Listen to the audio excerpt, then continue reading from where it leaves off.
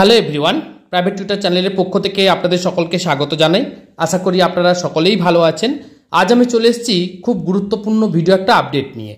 Check লেখার নিয়ম, অর্থাৎ চেকে যে আপনারা অনলি লেখেন সেটা লেখা হয় কেন, বা না লিখলে কি হবে, বা চেক কিভাবে সঠিকভাবে ফিল আপ করতে হয়, তার সম্পূর্ণ পদ্ধতি আজ আমি আপনাদের সঙ্গে শেয়ার করব। আপনারা প্রথম থেকে শেষ পর্যন্ত ভিডিওটা দেখতে থাকুন। আর ভিডিওটা ভালো লেগে থাকলে বা ভিডিওটা থেকে উপকৃত হয়ে থাকলে অবশ্যই ভিডিওটাতে একটা লাইক করবেন, চ্যানেলটাকে সাবস্ক্রাইব করবেন, পাশে থাকা বেল আইকনটিকে অন করে রাখবেন, যাতে এই ধরনের গুরুত্বপূর্ণ ভিডিওগুলোর আপডেট আপনারা সবার আগে এখান থেকে পেয়ে যান। তো চলুন আমি সরাসরি আপনাদেরকে চেক লেখার নিয়ম বা কি কারণে অনলি লেখা হয় সমস্ত কিছু আমি স্টেপ বাই স্টেপ করে আপনাদেরকে দেখানোর চেষ্টা করছি। আপনারা দেখতে থাকুন।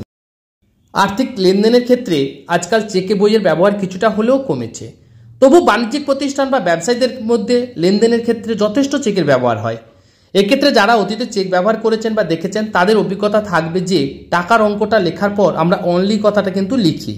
সেই লেখাটা লিখি কেন, সেটার একটা কারণ রয়েছে। চেক লেখার ক্ষেত্রে অনলি লেখার একেবারে বাধ্যতামূলক একটা বিষয় হয়ে দাঁড়িয়ে গেছে যেন। তবে ভাববেন না যে এটা রিজার্ভ ব্যাংকের কোনো নিয়ম আছে। গোটা বিষয়টা গ্রাহক স্বার্থে বছরের পর বছর ধরে চলে আসছে এই নিয়ম। তাই আমরা লেখার পর, যে কোনো অ্যামাউন্ট লেখার পর সেখানে আমরা অনলি কথাটা কিন্তু ব্যবহার করে থাকি। চেকে টাকার অঙ্কটা বানান করে লেখা শেষে ইংরেজিতে আমরা অনলি কথাটা লেখা থাকে বা আমরা লিখে থাকি। বেশিরভাগ ক্ষেত্রেই ইংরেজিতে চেক লেখা হয়, কিছু ক্ষেত্রে হিন্দিতে চেক লেখা হয়, সেক্ষেত্রে আমরা সির্ফ শব্দটা ব্যবহার করে থাকি। কিন্তু কেন ব্যবহার করে থাকি সেটা আজকে জেনে নেওয়া যাক এই ভিডিও থেকে। আসলে গ্রাহকদের প্রতারণার হাত থেকে বাঁচাতে এই পদ্ধতি কিন্তু অনুসরণ করা হয়। ধরুন আপনি কাউকে 5,000 টাকার চেক প্রদান করতে চাইছেন, সেক্ষেত্রে আমরা সংখ্যায় 5,000 লিখে নিই, ইংরেজিতে বানান করে 5,000 অনলি কিন্তু লিখে থাকি। প্রশ্নটা হলো যে এই যে শেষে আমরা অনলিটা লিখেছি, এই অনলিটা লিখবো কেন? এটা কি লেখা খুব দরকার, বা এটা না লিখলে কি অসুবিধা হতে পারে? তো সেটা আমি আজকে আপনাদেরকে ভিডিওতে বলছি, আপনারা দেখতে থাকুন। এর কারণ, আপনি যদি শেষে অনলি শব্দটা না লিখেন, সেক্ষেত্রে কেউ যদি চায় ওই বানান করে অ্যাকাউন্ট আপনার যে অতিরিক্ত টাকা এখানে লিখে দিতে পারেন। ধরুন আপনি অনলি শব্দটা লিখলেন না, আপনি কাউকে 5,000 চেক দিলেন, তাহলে সে ধরুন সেখানে লিখে নিল 5,400 বলে লিখে নিল। অর্থাৎ আপনার 400 রুপিস কিন্তু আপনার এক্সট্রা আপনার অ্যাকাউন্ট থেকে বা আপনার থেকে টাকা কিন্তু 400 টাকা আপনার অ্যাকাউন্টে সুযোগ করে বা সুযোগ বুঝে আপনার অ্যাকাউন্ট থেকে কিন্তু টাকাটা নিয়ে নিতে পারে 400 টাকা। এবার যদি আপনি ধরুন অ্যামাউন্টটা যদি বড় হয়, 5,000 যদি 5 লাখ করে দিই, তাহলে 5 লাখ 4,000 অনলি বা 40,000 অনলি করে দিতে পারি। তো সেক্ষেত্রে কিন্তু অনেকটা বড় কিন্তু আপনার টাকা কিন্তু ক্ষতি হতে পারে। তাই সেক্ষেত্রে আমরা কি করি, তো সেক্ষেত্রে আমরা চেক প্রদানের করার পর শেষে কিন্তু অনলি শব্দটা জুড়ে দিই। সেক্ষেত্রে আপনার প্রতারকরা আপনাদের সুযোগ বুঝে আপনাদের অ্যাকাউন্ট থেকে কিন্তু এক্সট্রা টাকা নিতে পারে না।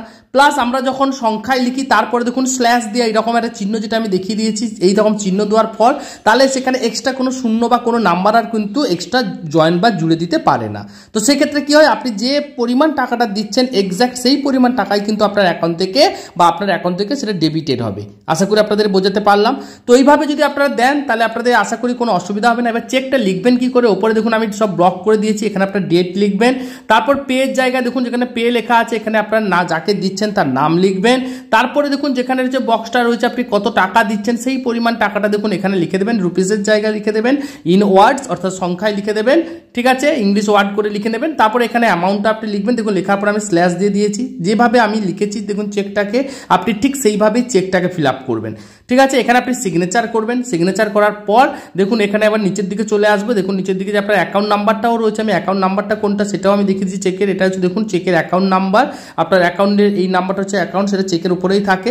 তো এইভাবে প্রপারভাবে চেকটা যদি ফিল আপ করে আপনি কাউকে দেন বা আপনি ব্যাংকে জমা দেন, আপনার সব কাজ হয়ে যাবে, আপনার অ্যাকাউন্ট থেকে একটা টাকা এক্সট্রা কেউ টাকা নিতে পারবেন না। আশা করি বোঝাতে পারলাম। আমি আজকে দেখিয়ে দিলাম চেকে অনলি লেখা হয় কেন, লেখার প্রয়োজন আছে কিনা, বা এটা কিন্তু রিজার্ভ ব্যাংকের কোনো রুলস নেই, এটা আপনাদের স্বার্থে, জনগণের স্বার্থে, সাধারণ মানুষের স্বার্থে কিন্তু লেখা হয়, যাতে কোনো রকম প্রতারণা আপনার সঙ্গে না হয়। আমি সমস্ত কিছু আপনাদেরকে বুঝিয়ে দেখানোর চেষ্টা করলাম। হয়তো আমরা অনেকেই চেক ফিল আপ করি কিন্তু অনেকেই আমরা জানি না সেই ব্যাপারটা। তো সেটাকে আমি আপনাদের কাছে অবগত করার চেষ্টা করলাম। যদি ভিডিওটা থেকে উপকৃত হয়ে থাকেন, যদি ভিডিওটা ভালো লেগে থাকে অবশ্যই কিন্তু ভিডিওটাতে একটা লাইক করবেন, চ্যানেলটাকে সাবস্ক্রাইব করবেন, পাশে থাকা বেল আইকনটিকে অন করে রাখবেন, যাতে এই ধরনের গুরুত্বপূর্ণ ভিডিওগুলোর আপডেট আপনারা এখান থেকে পেয়ে যান। আর ব্যাংকের ফর্ম ফিল আপ, রেশন কার্ডের ফর্ম ফিল আপ, ব্যাংকের অ্যাপ্লিকেশন, বিভিন্ন রকম এডুকেশনাল ভিডিও আমি দিয়ে রাখি, তার লিঙ্ক আমি ডিসক্রিপশন বক্সে দিয়ে দেবো আপনাদেরকে। আর অবশ্যই আপনারা কিন্তু প্রাইভেট টিউটর চ্যানেলটা একবার ভিজিট করুন, তাহলে আপনারা আশা করি আপনাদের অনেকটাই হেল্পফুল হবে। সমস্ত ধরনের ভিডিওর আপডেট আপনারা এখান থেকে পেয়ে যাবেন। এছাড়া আমার ইনস্টাগ্রাম আইডি asis.bhuiya.9 আপনারা কিন্তু অবশ্যই কিন্তু ফলো করে দেবেন।